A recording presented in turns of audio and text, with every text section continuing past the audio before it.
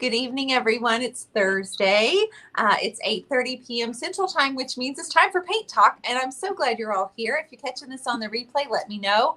Tonight is a special treat because I get to have Miss Beth Anderson Hester on. Now, who is this? So she is in my Creative Connection, and she's also a member of my Empowered by Design group.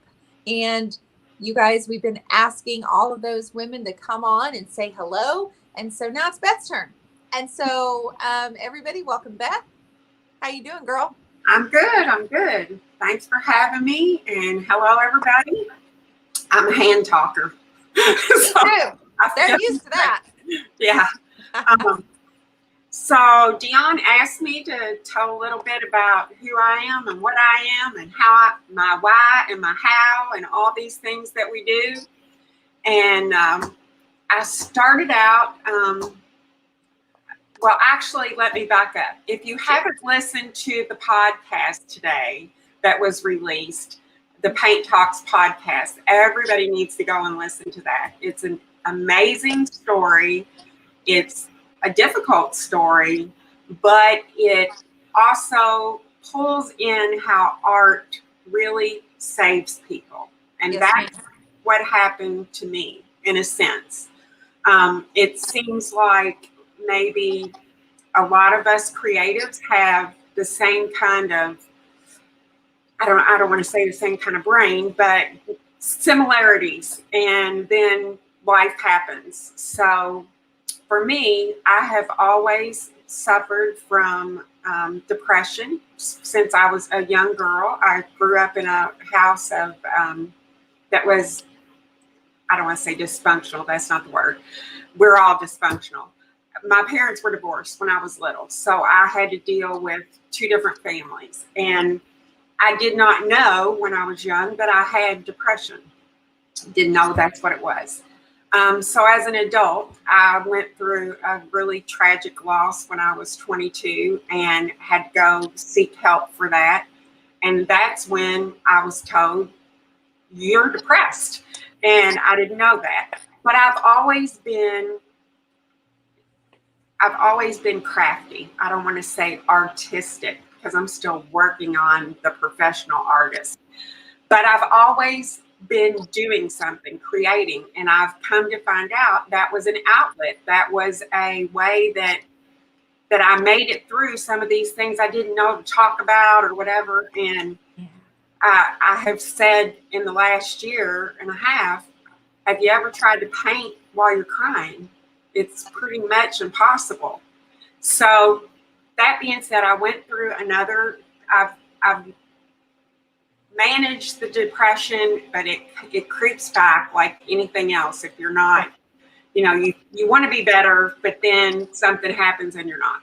So I was very depressed 2 years ago. I had been caring for my mother who'd had a major surgery. My stepdad's older. My husband's older and he has medical problems. So I had spent a whole winter being a nurse for different people in my house and hadn't gone anywhere or done anything. And I've also got some vision problems that I was dealing with. And I just felt like I was living in a nursing home. I mean, I was 58 years old and I felt like I'm living in a nursing home. And how did this happen to me? So I became very depressed and I was watching YouTube one day and just happened across Jamie Ray. Oh. Jamie Ray's out there a bunch because I've heard a lot of people talk about they've gotten to DIY through Jamie Ray's videos. But I was watching and she was working. They were talking about they had been to the Goodwill. Well, they don't call it a Goodwill. They have other things where she lives. But I'm a big Goodwill picker because I live close to Sarasota, Florida, and we have some killer Goodwills with some good stuff. And so I love to go. And I thought, now that's something my husband, he could go with me and he can sit and still kind of shop with me. And I was like, that's something we could do together. And then I could paint it. And that's as far as I thought. was I could go and find something and then I could paint it. And I didn't think about anything else, just getting out of the house. Yeah. So I looked up DIY paint and found a local place that had it. And I went and bought it and I fell in love with it. I have never used any other paint, chalk paint. Now I've used acrylic, but and I have no desire to. I don't want to. I mean, there's just no reason for me to. But I won't talk. I don't know about the other ones. I tell people all the time that, I'm sure they're good. It's just I have this, and if it's not broken, why are we going to fix it? Sure. And I love it. So I kept painting, and that got me up and out and got me to where I had something to look forward to. At least if I was taking care of everybody at the end of the night, I could paint and I could make something. Yes. So I did that until we got so much stuff in our house that we didn't have anywhere to put it. And I kept saying, I really want to be a DIY retailer. Now, had you found Debbie yet? I had found Debbie. And I wanted to be a retailer because I just believe in this paint. I tell everybody about this paint. So in order to be a retailer, you had to have a store. Well, I kept telling my husband, or a booth. I tried the booth in a little antique mall, and what I was doing, my stuff is more boho, modern, that kind of thing. It's not antique. And I was like, this just isn't the right place. It didn't feel right. Right. So I kept telling my husband, I want to find a little place. Like I was thinking 200 square feet. Well, just so happened that we went to buy something from a guy that had a thrift store, and he was gone, and the place was empty. And my husband talked me into renting 1,400 square feet. That's a lot more than 200, Beth. Yeah, I know. That was in November of 2019. So I was slow about getting it up and going because I knew I had to go home to Kentucky, where I'm from, to do Christmas. So I didn't want to open, and then, I had to go home to do Christmas for my family. Sure. That's what I do because my mom can't do it anymore. And so anyway, I took my time getting things ready, and I applied. Now I'm going to tell this story just for anybody else who might be thinking about this, so you don't make mistakes that I made. But I've never had a retail store. I had a hair salon, but that's totally different than a retail store. Right. So I thought, when you're going to open a retail store, you have to find out what you want to put in that store. You go and buy it, and you bring it and you put it in the store, and then you open your store. Well, so I reached out to Debbie and said, I want the DIY paint. I want to be a retailer. And I did my Facebook page and my shop, which had nothing in it. And my Facebook page did have my picture on it, I think. And I just knew that things were going to be wonderful, and I was going to have DIY paint. And lo and behold, I got a response back. Nope, you can't be a DIY retailer yet. You got to wait 6 months, and you got to grow that business. And I was devastated. I could not believe it. I was like, oh my gosh, this can't be happening. I even reached back out to him and said, look, I built my whole business plan around this paint. I was going to have classes. I was going to do this. I was going to do that. They said, no, you got to wait 6 months, and you got to build that business and get that shop full. And I was like, oh, I'm so stupid. And I was brokenhearted too. I was like, I want that paint. And I've told Dionne, I don't know how many times I would watch the Monday videos with the shipwreck crew and all that. And she'd be talking about make these little kits and do this and do that. And I'd be screaming at my screaming at my screen going, "Give me the paint!" So, anyway, I mean, it was bad. It was like, "Give me paint now." And so finally in July, I had built up the business enough, and I had several vendors in my store. Now there's more to the story than that, but I got the paint. Yes. I got the paint, and I still got the paint. Yes, ma'am. But I no longer have the shop. The COVID pain, but I can't even blame it all on COVID. I'm not going to blame any of it on COVID. I made some terrible business decisions because I didn't know any better. And if anybody gets a chance to take Dionne's class, that's what, before you even open a shop, in my opinion, I think that's where you need to start, because it's eye-opening, it's challenging, it's so many things that I learned about me. And the number one was that I sabotaged myself from the get-go, that I thought, no, that's not possible. But I did. And it's okay. It's okay that I did. And I'm all right with it. And I'm pivoting to online.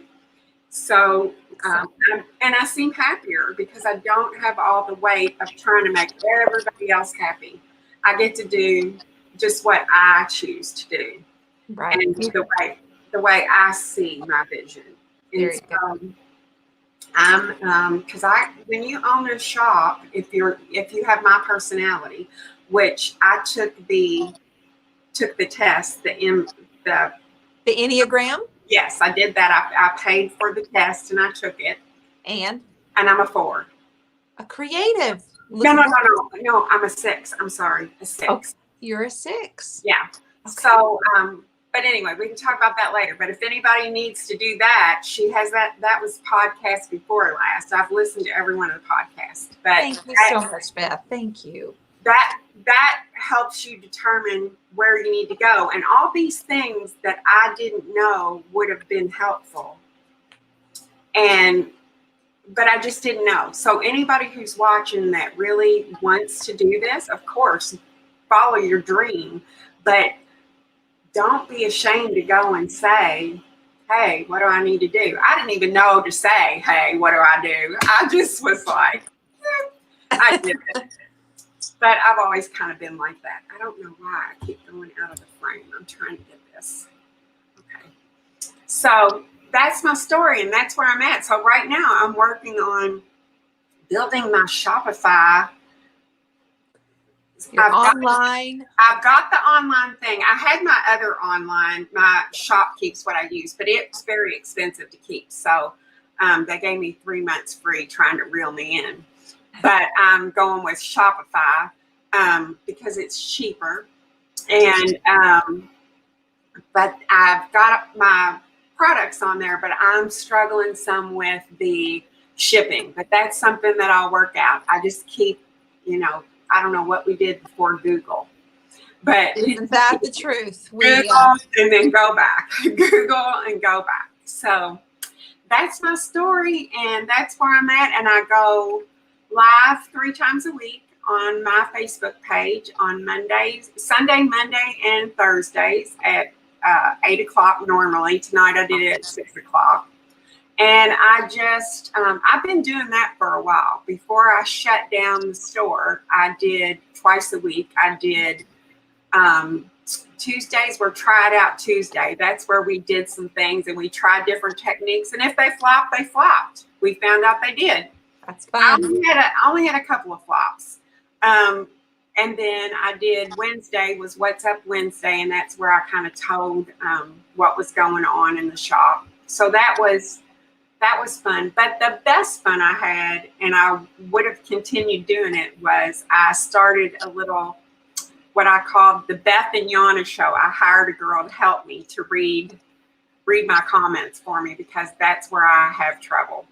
And we modeled it after Kathy Lee and Hoda only we had tea instead of wine. So we had a lot of fun with that. So that, that's something that people can do.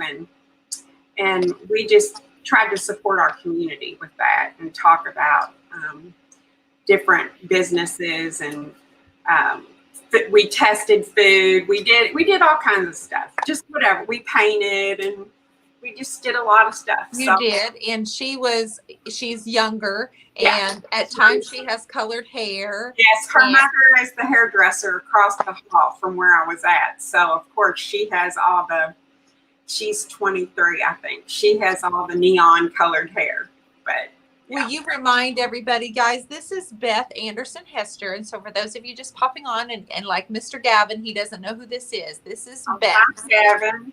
Beth is in Empowered by Design. That's my one-on-one coaching group. And so this is our 6th month. So in the 6th month is social media. So I've challenged each of the women in the group to come on with me on my business page. It's also an opportunity for them to say hello.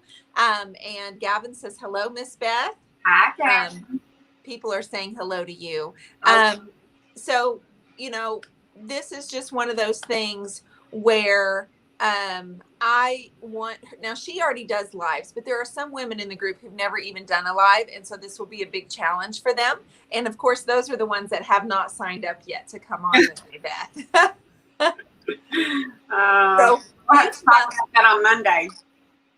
You know what? Each month, Beth and I get to visit. And what she told you was just a year from now, 12 months ago, she signed her lease on this space. And the girl has worked her rear off, getting a shop set up, getting vendors, and getting her website set up. And she was working so many hours, and then COVID hit. And like she said she doesn't want to blame it on COVID completely. But it was very hard to maintain and get traffic in the door. And she's saying she made some bad mistake, or some bad choices, she said, with business, because she never owned a retail store before. Now, she also said she was going to start with 200. Yeah, that's what I was going to do. But my husband always has these. If you all could see how he eats. I mean, the guy weighs 120 pounds, and he says, I'm going to eat some ice cream, and he gets out a serving bowl. And I'm like, that's what you put mashed potatoes in, But so everything he does is big like that. So it was like, what's 1,400 square feet? And I'm like, that's great. Of course, he wasn't the one working in it, but yeah. Here's what I love about Beth's story. This is just one part. Beth, I am so inspired by the fact that you went back to college at what age? 56. Yeah. Went back to college at 56, 7. You said 7? I was in my 56th and 57th year. I started when I was 56 and then turned 57 during the first semester, I think. Yeah. So she went back. Her page is Elizabeth Ann's Artisan Market. Elizabeth Ann's Artisan Market.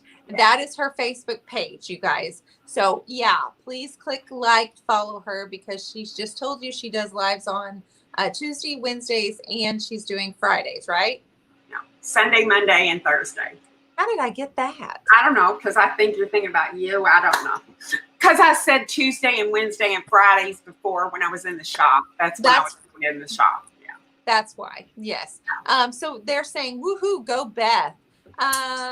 Please tell them why I'm not responding, that I can't see the comments, because I hate for them to think I'm being rude. No, they don't think you're being rude. It's normal. Like if someone were on their phone, they wouldn't be able to read the comments usually anyway.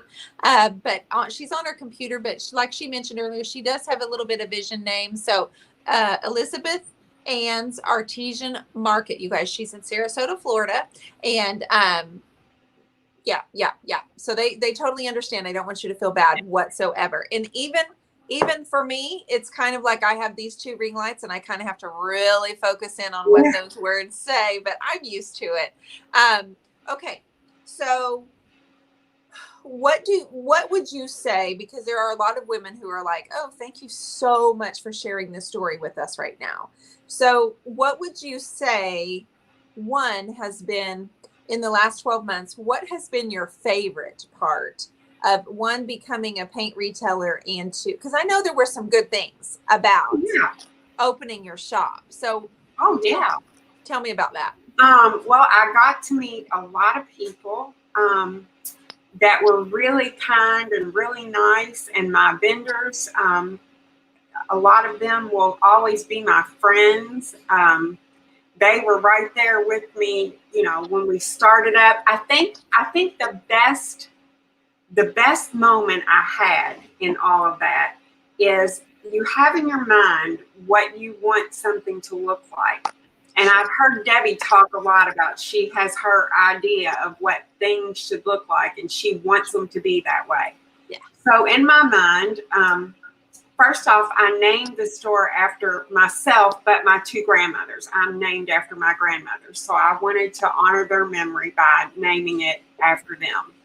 And because they were both really important to me. Yes. Beautiful. My one grandmother, Anne, she was very prim and proper, and you know, she was just, that's all I can say. She was like a Barbara Bush, maybe. I guess that's a good way, you know, with the pearls and this. Now my granny, whose name was Elizabeth, she was more, she was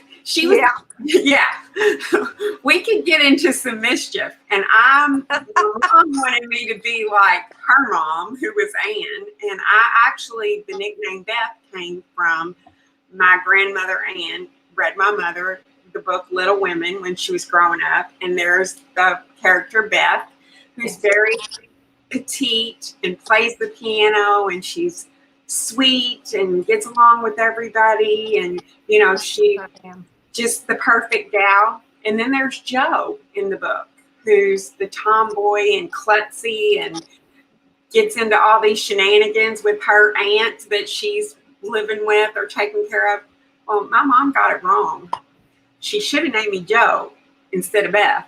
She tried to make me a Beth, but it didn't work. But then my granny came along, and my granny saw the Joe in me, and she was like, yeah, we're going to have some fun. So me and my granny got into a lot of stuff.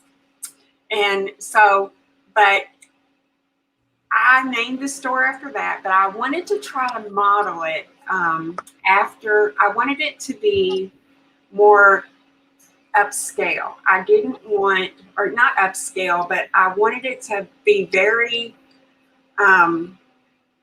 nice. I didn't want it to look junky. I didn't want people to walk in and be like, this is another thrift store, which thrift stores are great if that's what you're going for. But I definitely wanted this feeling of class, I guess.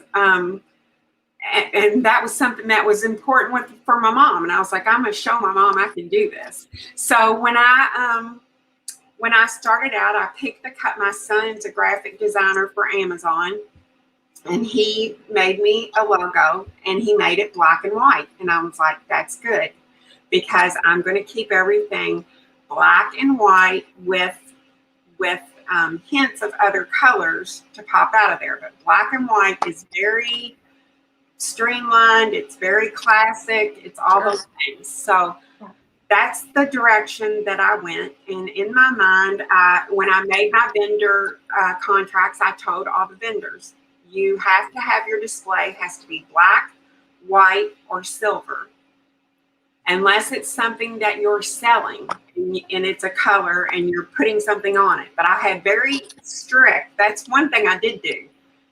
That's about the only thing I did strict, was I told them from the get-go, it's got to be black, white, or chrome, because I didn't want to take away from the art. And that was the other thing that I said, everything that comes in this store must be made by you somehow. You cannot buy something off the shelf and put a tag on it and bring it in here. You have to remake it, do something. Of course, I don't make my furniture, but I do upcycle it. So that was another thing that had to happen. And so it was like that. And with that, I drew in some really nice artists. My favorite was the gentleman, we had one man who did glass work, and he did beautiful fused glass and blown glass, and he had a kiln at home, and it was just wonderful. And so it wasn't your typical store as far as, you know, a vendor mall. It was not a vendor mall. It was more a upscale gift shop that had vendors in it. So, but I had all this in my mind, and I spent about almost 2 months working on the building, because when I went in there, it was not good. And I had to put lighting in and all this.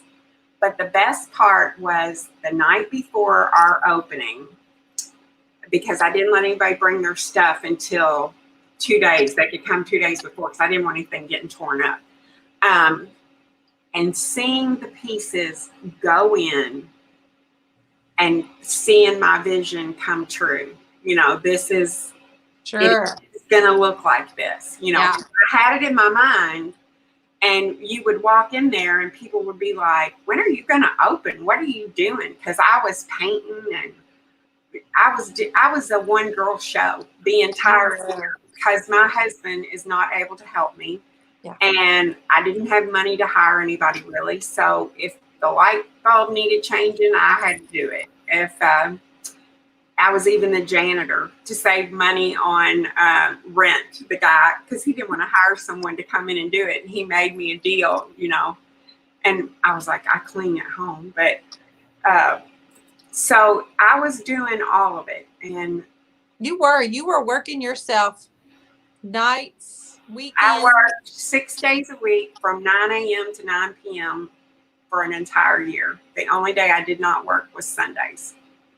Sundays were my watch church on TV, and my husband and I are big NASCAR fans, so that's something that we could do together, and we did that every Sunday.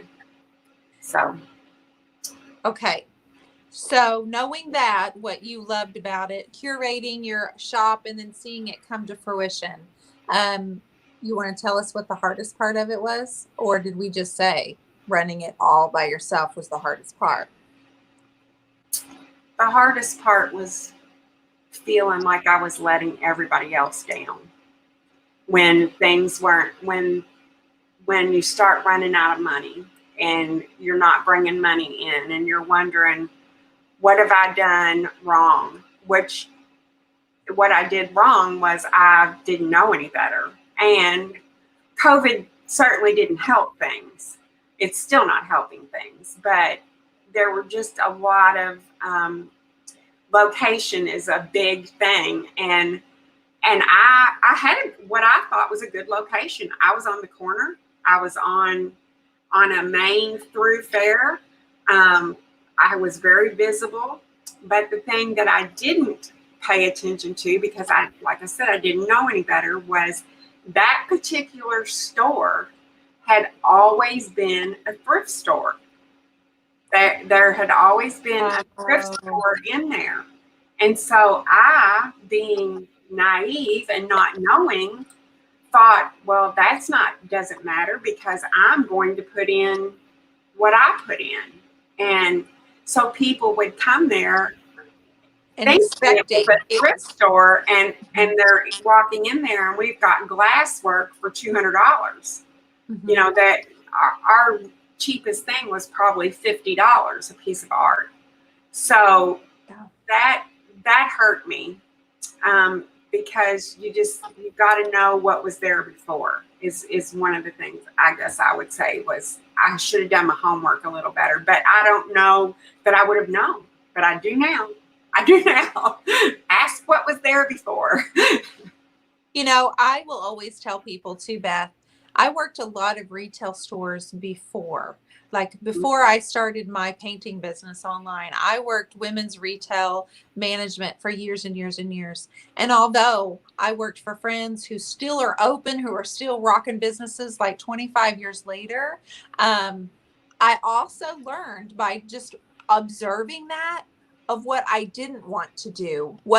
I found out, even though I've never had a brick and mortar store, I learned a lot about what I didn't want to do, what you shouldn't do, and just like the rhythm of when you run a sale, and when in August, July and August is when you put all your summer stuff on sale. Of course, you weren't selling clothes, so that's a little bit different. Yours is a little bit different, but and then in September, all of the new stuff starts coming in, and then you learn those kind of systems. But I never had a store. I've never had a store before, so I find you super courageous.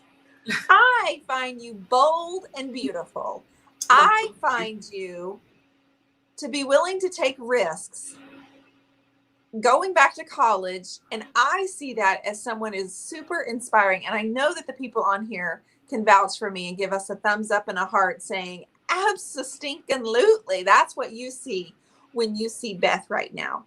Well, I have to say, I have to toot my own horn with the college. I wish I could preach it from here, but I can't. But I have a baby brother who's very, very, very smart, like very smart. And he's an airline pilot. But he was just one of these kids that just grasp everything very easily, And he graduated from college right out of the gate. When he got done with high school, he went and he did it. I went for one semester and I didn't enjoy it at all. I came home and I went to heritage school. But my mother was always kind of disappointed that I didn't finish. And then I have a middle brother that he has no interest in it, and he doesn't need to for what he does. He has a salvage yard. But anyway, my baby brother graduated from high school with honors, but he did not graduate from Hanover with honors. I didn't know that. I assumed he did, but I didn't get to go to his graduation because it rained and they only allowed so many people in. So I just didn't know it. Yeah. But I graduated with honors and got the cord. That was my goal, was to be able to say I graduated at the top of this class with the other people that had that. And it was, I don't even care about the diploma. It was all about that cord that I got to wear. And unfortunately, they sent out a letter that said, you've made these good grades. You can join this. It wasn't a sorority, but it was I don't even know what it was. For people who had honors, you could join it and then put that on your resume. Okay. And for $80 a year. Well, I was like, well, I'm not going to be working, so I'm not going to be, because by that time my eyes had gotten so bad I couldn't work anymore anyway. But I was going to finish what I started. Sure. And, so I did not send the $80 in and sign up. Well, ding dong me again. With that $80 came the what do they call the shawl or whatever that goes around? It's like a sash. Yes. Which was I earned that because I had the robe, but I didn't know that if you signed up for this thing, you got this regalia to wear. And I was so upset at my graduation because I was like, I could have had that. And I wanted to just rip it off somebody and stick it on me because it's very dramatic and it stands out and you look special. And I didn't have it. I earned it, but I didn't have it. So again, ask questions. Get all the details so you know what choice to make, right? Well, it's hard to ask questions. That's one of the things about me that maybe someone else will learn from. I have been through some rough times and I've had to depend on myself. Although I did hear Carrie say this morning that she depended on herself. That's not always good. I say all the time, I can do it. I can do it. Don't tell me I can't do it. I'm going to figure it out. I've tiled walls. I've built walls. I've done everything but lift a car up, because I'm going to do it if I want to do it. But that also means I don't go and seek out advice, because I want to ask somebody in the Lowe's or the Home Depot where the stuff is. I'll walk around for 2 hours and I can't see a darn thing, but I'm determined I'm going to find it without asking somebody. And that's not good. No. I don't know what that's the sign.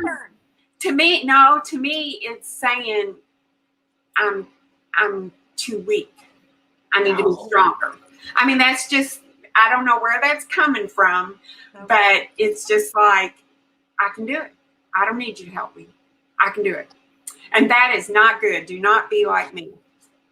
Because I have decided that, because I have heard my mother say to me, you are, so stubborn. You're so stubborn. Oh, well, no, doesn't matter what I say. You're not going to listen to me, because I have to figure it out on my own. But I have learned in the last few years with my business, especially, I kind of like asking for help. Well, business, you should. You should really, because people are going to stop you. That's like my mom said to me, was I sorry that I did this? And I'm like, no, it was costly lesson. It was an expensive college degree. But I'm not sorry I did it. I'm glad I did it. And if my kids ever get to where they want to do it, I'm going to be like, put the brakes on. Hold on a minute. We got to go through. Let me see. What about this? Ask about that. Do that. So, you learn and you are helpful to other people, even if it didn't come out the way you thought or planned it was going to at the end. And I don't even know what I planned the end was going to be. I don't know. So it is what it is. And this is where God wanted me to be. And I'm okay with it. I'm okay with it. I just wish that I would have bought that Cadillac instead that I wanted. I'm going to get that car. I think there's something to be said. People always say there's no shame in what people call a fail. And I know you were worried about what people think. I was.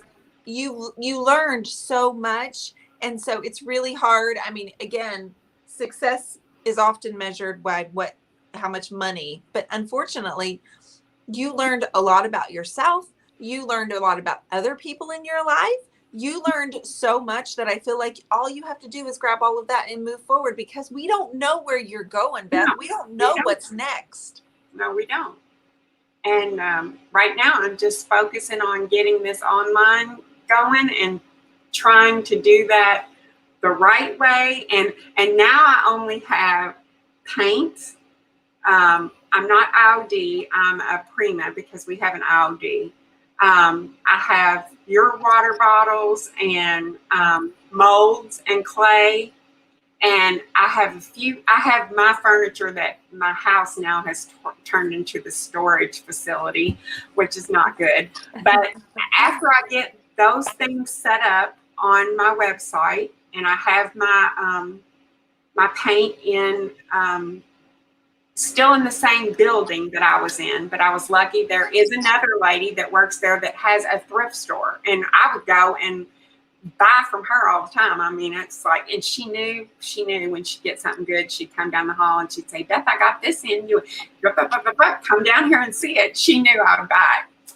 So she has been generous enough to let me rent a space and put my paint in there, so I'm able to keep my paint. Good. And so I'm working on that. And then once I get all this set up, and I'm not putting a tremendous amount of pressure on myself, because I want to go slow and make sure that I do as best I can with it.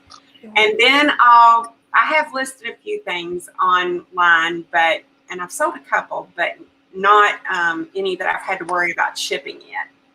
I'm still working on technique, and then one day I will sell that piece that'll have to be shipped, and then I'll figure that out. And I don't know. I'm just having fun with it. I don't have that pressure anymore of how am I going to pay the rent? How am I going to do this? How am I going to do that? And that is a freeing. I'm able to enjoy my art now. And I wasn't enjoying it. You know, I was worried. You were worried a lot. And I say, you don't know what you don't know. And you didn't know. And I love when people, like, we've made some decisions, like, you know, where we've lived or what we've done, where it's like, man, I didn't know until I did it. And I still would be wondering. So now that I've done certain things, I'm like, now I know. And I can get either that out of my mind or plan better next time. Right. You know, there's so many different things you can do with that. I find you very inspiring, and you have smiled more tonight than I have seen you smile in the last few months. Yeah, I feel better. I'm rested. I slept for a good week when I left. I was like, oh, I'm going to sleep for a while. So. Oh, well, you know what? It's so, you know, I'm happy for you, and I'm glad that you feel more relaxed and more at ease, and that you're enjoying your art. That was the whole purpose anyway, is because you loved to paint, right? Right. Yeah. And I'm going to learn how to do some other things. I'm not quite up to your all speed yet, but I did knock out that sunset that I did. The first time I did it, it was horrid, but it was when I tried to, when Natasha and Llewellyn had their tutorial, I knew when I did it, I made the joke and I said, it'll look like a hurricane in a snowstorm, and it sure did. So, I don't know, the water taps had big clumps on them, but then I was back and was able to do it better. When we were in Waco, Llewellyn taught a class, right? And she did a sunset with clouds and the water, and it was kind of cresting and stuff. And I remember of several times feeling that frustration inside, going, why doesn't mine look like hers? I'm using the same colors, I'm using the same brush, and I would just look over to the side and I'm like, like, but you know, you got to give yourself grace. You've never done it before. Yes, you know, I didn't have that little, like, I would watch her hands and it was going back and forth, and I'm like, it's still not looking like yours. What was it, Debbie? I've heard Debbie tell you before that she gets up there and tries to paint. You just get up there and you whip it out, and she's like, I can't paint this in 45 minutes. What does she want me to do? You know, and she, so we all have our things, you know. That is so true. Lisa Dixon, Beth, would like to know, what is your degree in? What did you get it in? Paralegal. Paralegal. I'm a certified paralegal. But with that, you have to really be able to see good to read those laws and be an asset to your lawyer. And I just knew that I couldn't. So it's hard. Well, you know, another one of those things, you know. But you've got another one of those things, and I know that helped your confidence. Yeah. It was one of those things that you needed to check off your list that you got done. So many thanks to you guys coming on here. Beth, you need to make sure you go back and watch this and read everyone's comments. I will. They're talking. They always talk amongst each other, because the Facebook people love the YouTube people and the YouTube people love the Facebook people. So there's a lot of that as well. Jessica says she's a paralegal as well. I also graduated with honors. So she knows. Betty Llewellyn is a good teacher. I love her work as well. I interviewed her last week, and she will be on the podcast a week from today. And she's so humble and so sweet. I had to kind of pull information out of her because she doesn't enjoy talking about herself, but it's good. So you guys tune in to the Paint Talks This podcast. Everybody, thank you so much for joining us. Tomorrow I'll be back for Friday Night Live at 8:30 Central Time. Hopefully have a couple of surprise visits. This was fun, sister. I love seeing the smile on your face. Well, I had a good time. I hope I helped somebody. That's my goal. That's my ultimate goal in life, is just to leave my mark somewhere positive. Well, I think you did that very well tonight. They said, one person said you're an absolute natural on the camera. Oh, well, thank you. Good girl. Hey. All right. All right, girl. Everybody have a great night. I'll see you tomorrow, Beth. I'll talk to you next week on our call. Okay. Thank you. All right. Good Bye-bye, night, everyone. everybody.